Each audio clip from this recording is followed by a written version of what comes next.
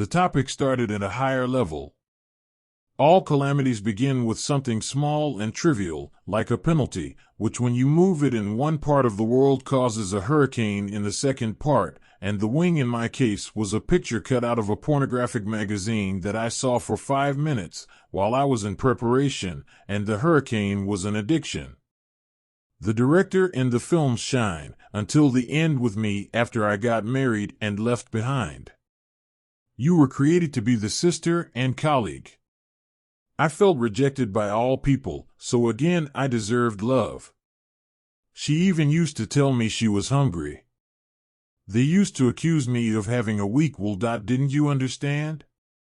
My relationship with food is a romantic one, in which there is love and hate, division and abandonment.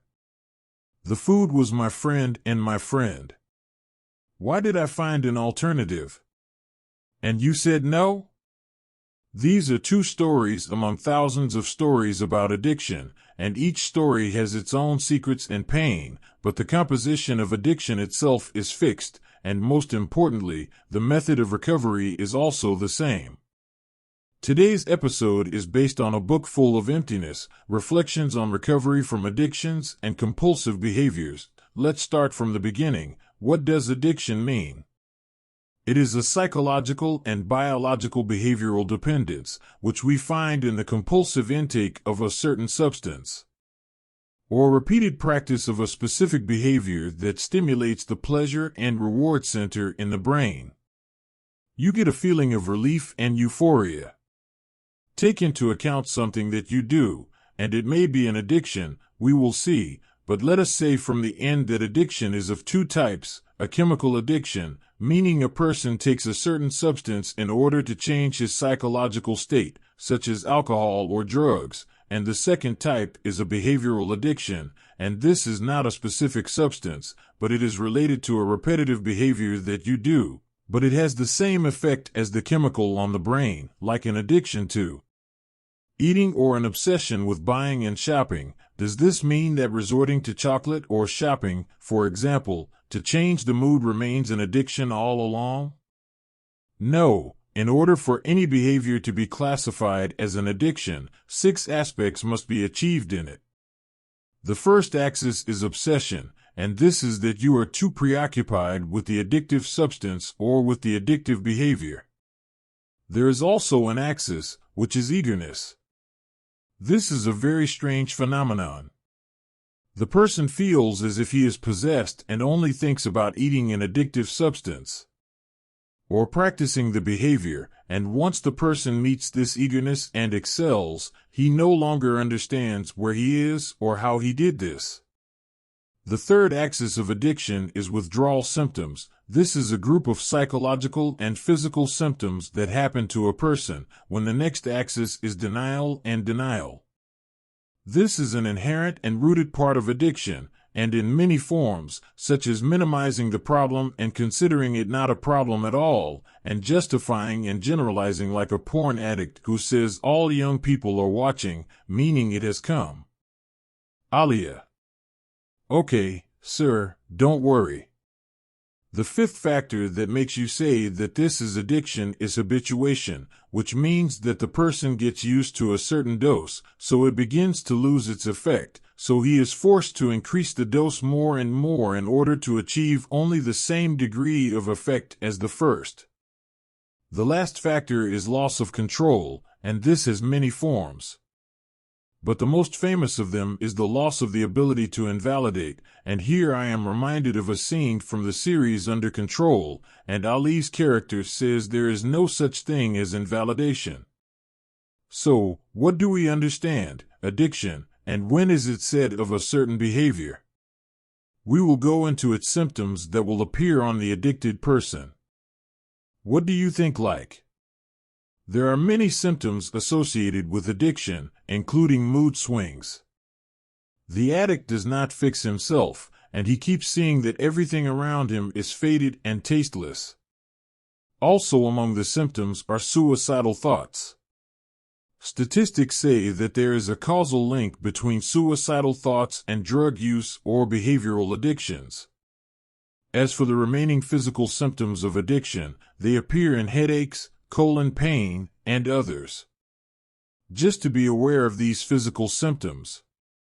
It is often associated with feelings. The person does not know how to deal with it. It turns into another form and the body begins to complain. Another symptom of addiction is poor self-esteem, and this is unfortunately part of the vicious cycle of addiction, because low self-esteem includes negative feelings such as frustration and shame. As we said, the addict does not know how to deal with his feelings correctly, so he resorts to addiction in order to silence the feelings, and addiction increases them more and so on, and that is why the traditional methods of motivation that you have, if you have a will stop. You must challenge addiction, and quality fails because it increases the person's self-loathing, and throws him more into the embrace of addiction. Therefore, it is very important before we talk about recovery that we know what is behind addiction well. In one of the scenes of the movie Beautiful Boy, which is based on a true story of an addict's relationship, his father was talking to the boy at a meeting for people recovering from addiction about the moment he decided to quit, and this was after he had consumed the dose and found himself in a hospital, and the doctor asked him, "What is your problem?" He replied, "I am addicted to drugs and alcohol." The doctor went and told him, "No, these are the ones you were treating your problem with. What do you mean? Is this addiction just a cover for something much bigger than it?" Like using addiction as an alternative language, every addict has pain, childhood traumas, and dark feelings of rejection, abandonment, and guilt. These are called primary feelings, and they have been present for a long time, but the person does not know how to express them, and has nothing but addiction to express his pain and suffering. Addiction can also result in a defect in communication with others. The people who are most likely to fall into the trap of addiction are the ones who suffered from weak attachment to their parents when they were young, and this results from weak relationships. This is something called a defect in communication with the other. This is the father and mother who played the primary care roles. The addict has a defect in this relationship, and it has caused a very important emotional bond to be severed, leaving a void inside him. As the person grows up, he tries to fill this void with drugs, food, pornography, or other things. It is also possible for one to resort to addiction as a self-punishment.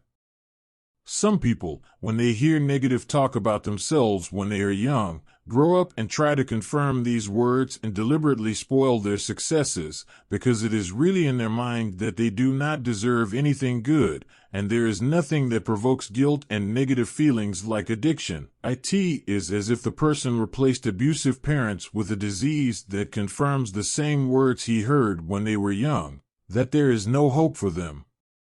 The last thing that drives a person to addiction is using it as a rebellion. This is the opposite of the previous one. The person here uses addiction as a means of rebellion and a challenge to authority. But the surprise remains that this issue does not differ from submitting to the parents. How? Although the person here rejected his family's words, he was also influenced by their words, but on the contrary, his decisions are not free and not independent, and in the end, we must say that this does not mean that the addict lives the role of the innocent victim to whom those around her have done something wrong, because even if you are not responsible, 100% of your addiction, you are responsible for bearing its consequences and recovering from it, and recovery begins with understanding the nature of addiction, and what turned out to be a very, very cunning disease, and moreover, there are hidden types of it that can remain in us or in those around us. The deception of addiction is that it deceives us that addiction means excessive use, or the act of such and such behavior, even though a large part of it is represented in obsession and preoccupation with a certain idea, and this idea is not a condition of abuse. No, This can remain abstinence. Isn't this abstinence good? Not always, my friend, because abstinence can remain a seed and turn into a part of the addictive process itself, so you will find alternating between using and abstaining, as if it were a game. Let us explain more. This issue appears in a condition called bulimia, and where does this one of the eating disorders appear? She eats voraciously, and a feeling of guilt and remorse comes along behind her, which makes the person try to get rid of what he ate by taking laxatives or attempts to vomit, and then it happens, and she explains. Again, then we regret it, and so on. Here, the feeling of regret and the attempt to atone for the act became part of the addictive process itself, and it became a pleasure. This is the first form of hidden addiction. The second form is not related to the addict himself, but is related to the addict's escort, or as we will call it. Accompanying addict. Who is he? Market friend, for example. This addicted almond is the addict's partner in life, meaning the addict's husband or wife, and the one who discovered that they have a psychological problem very similar to what the addict himself has. Its name is emotional dependence.